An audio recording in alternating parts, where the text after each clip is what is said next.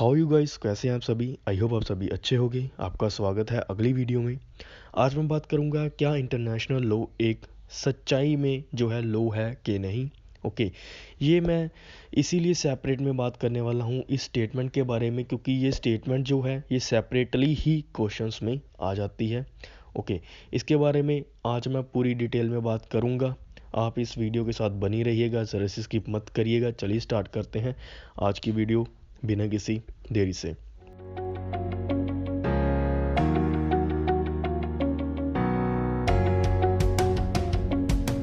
जो ये सेंटेंस है, जो ये पूरी लाइन है, international law is a law in A true sense और नोट, ये एक ही वर्ड के ऊपर डिपेंड करती है। वो करती है लॉ की डेफिनेशन के ऊपर।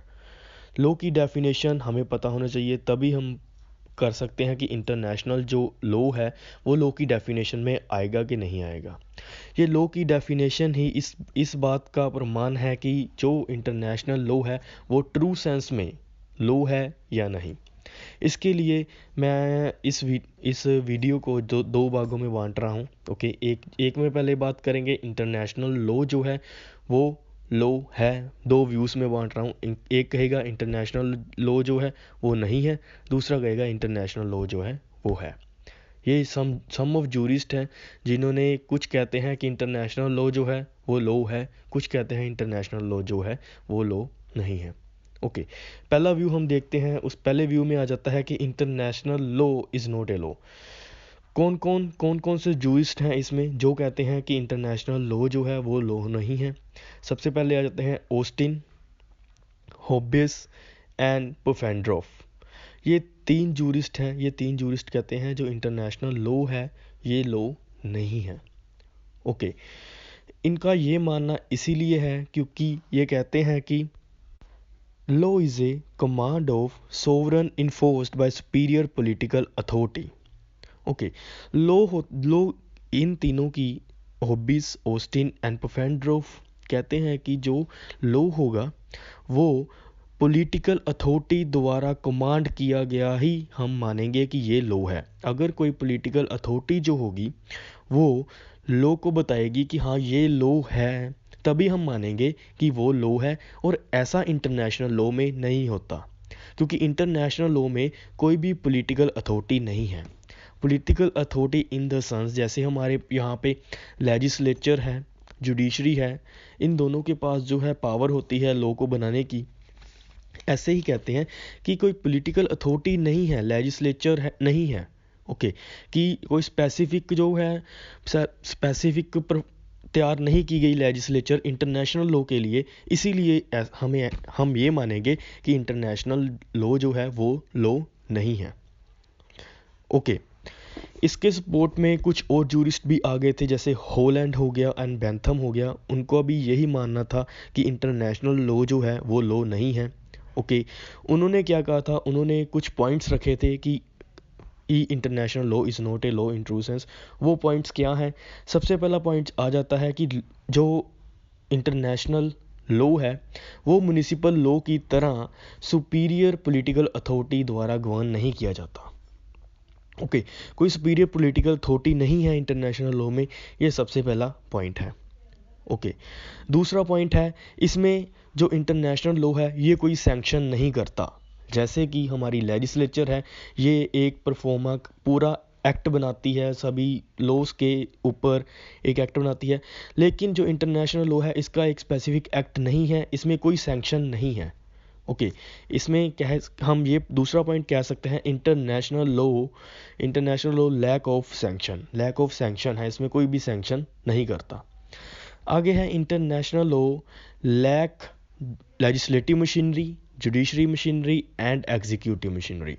इंटरनेशनल लॉ में ऐसी कोई भी मशीनरी नहीं होती जो कि हम कहें कि ये जो है एक ट्रू सेंस में लॉ है। ओके, आगे कहते हैं कि कुछ ऐसे जूरिस्ट भी हैं कि जो कहते हैं कि इंटरनेशनल लॉ है वो एक क्वाजी लॉ है। कुछ लॉ है, थोड़ा सा लॉ है, ज़्यादा लॉ नहीं है, थोड़ा सा लॉ है, ऐसा भी कहते हैं। वो भी हम इसी पॉइंट ऑफ व्यू में लेकर आएंगे कि international law is not a law. ये पॉइंट ऑफ व्यू था international law is not a law. आगे बात करेंगे हम international law is a law. कौन कौन से जूरिस्ट कहते थे कि इंटरनेशनल लॉ जो है वो सच में एक लॉ है। सबसे पहले ओफनहाम, स्ट्रेक एंड प्रोफेसर हार्ट जो थे, उनका ये मानना था कि जो इंटरनेशनल लॉ है वो एक ट्रू सेंस में लॉ है। ओफनहाम का क्या मानना था? ओफनहाम का मानना था कि जो वर्ड लॉ है, लॉ के वर्ड में 3 एलिमेंट होने चाहिए। सबसे पहला कम्युनिटी होनी चाहिए, बॉडी ऑफ रूल होनी चाहिए, और जो लॉ बना है, जो रूल्स बने होंगे उनको कम्युनिटी ने एक्सेप्ट किया होना चाहिए। कम्युनिटी की कंसेंट होनी चाहिए उन लॉज के ऊपर, तभी हम कहेंगे कि ये लॉ है। और ये सभी चीज़ें जो होंगी इंटरनेशनल लॉ में पाई जाती हैं, इसीलिए जो इंटरनेशनल लॉ है एक लॉ है इन द ट्रू सेंस। ओफनहाम का ये मानना था। आगे बात करते हैं स्ट्रेक ने क्या कहा था? स्ट्रेक कहते थे कि इंटरनेशनल लॉ जो है वो वीक लॉ है, लेकिन वो लॉ ज़रूर है। ओके, उनका मानना था कि इंटरनेशनल लॉ में कुछ वीकनेसेस ज़रूर हैं, लेकिन हम ऐसा नहीं कह सकते कि इंटरनेशनल लॉ जो है वो एक लॉ ही नहीं है। ओके, ये था दूसरे जूरिस्ट। तीसरे जूरिस्ट थे प्रोफेसर हर्ट। प्रोफेसर हर्ट का क्या मानना था? उनका ये मानना था कि स्टेट जो थी, स्टेट्स ने इंटरनेशनल लॉ को एक रिगार्ड दे दिया था लॉ का, इसीलिए जो होगा इंटरनेशनल लॉ है। ओके, अगर स्टेट, प्रोफेसर हर्ट का ये कहना था कि अगर स्टेट ही मान गई हैं कि ये इसको हम अडोप्ट करते हैं एज ए इंटरनेशनल लॉ, तो कोई भी ऐसा नहीं कह सकता कि इंटरनेशनल लॉ जो है वो लॉ नहीं है, वो लॉ होगा, क्योंकि स्टेट ने जो है उनको रिगार्ड्स दिया है, एग्री कर लिया है।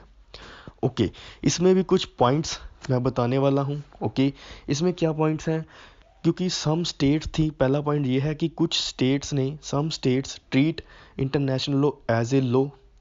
कुछ स्टेट्स हैं, कुछ कंट्रीज हैं, उन्होंने इंटरनेशनल लॉ को अपने अपने लॉ में भी अडॉप्ट कर लिया है। ओके, सेकंड है रिकॉग्नाइज, उनको मान्यता दे दी है इंटरनेशनल लॉ को।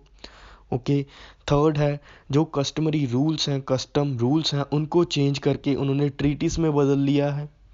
ओके, और ट्रीटीज जो हैं, ट्रीटीज को ही हम एज ए ट्रू मानेंगे इंटरनेशनल लॉ की लैंग्वेज में। ओके, अगर दो देशों में ट्रीटीज हुई हैं, उसको ही हम कहेंगे कि ये ट्रीटी जो है इंटरनेशनल लॉ है, ये लॉ बना हुआ है। ओके, अगर 5-6 कंट्रीज मिलकर ट्रीटी साइन करती हैं और वो ट्रीटीज को एग्रीमेंट, वो एज ए इंटरनेशनल लॉ ही प्रिवेल करेगा, क्योंकि वो जो ट्रीटी होगी वो एक लॉ का सोर्स है, एक लॉ का पार्ट है। ओके, सो लास्ट कंक्लूजन में हम ये कह सकते हैं कि इंटरनेशनल जो है वो law in a real sense है, इन ए ट्रू सेंस है, और इसका नेचर जो है साफ क्लियर हो जाता है कि इंटरनेशनल लॉ जो होगा वो एक ट्रू लॉ होगा। आई होप गाइस आपको ये छोटी सी वीडियो अच्छी लगी होगी। अगर आपको इससे रिलेटेड कोई भी डाउट है, आप please go to the comment box में जाइए, कमेंट करिए, मैं आपके कमेंट का ज़रूर आंसर करूँगा।